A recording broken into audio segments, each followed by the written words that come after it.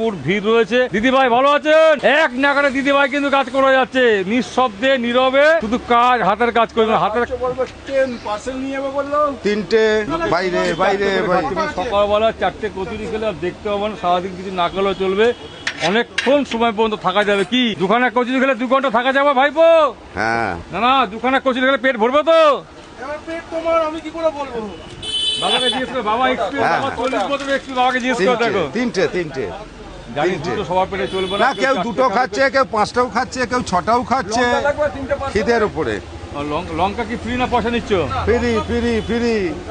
Vrindavan free না? একটা কথা শুনছিলাম, পেপারে বেরিয়েছিল কদিন আগে, যে ভোলাদা সবাইকে খাসির মাংস দিয়ে ওটা খাওয়া হবে যেদিন ভগবানের আশীর্বাদে আমার দোকান যদি পাকা হয়, সেদিনকে অবশ্যই ফ্রি করবো। আমার ভিউয়ার্সরা তোমাদের একটা কথাই বলবো, যদি চন্দননগরে একবার স্ট্যান্ডের সাথে আসো, আর এই লুচির সাথে সাথে মানে কচুরি ডাল, ভোলাদা একদিন স্পেশালে বলেছে মাংস ভাত খাওয়াবে, মাংস দিয়ে খাওয়াবে কচুরি সকলকে।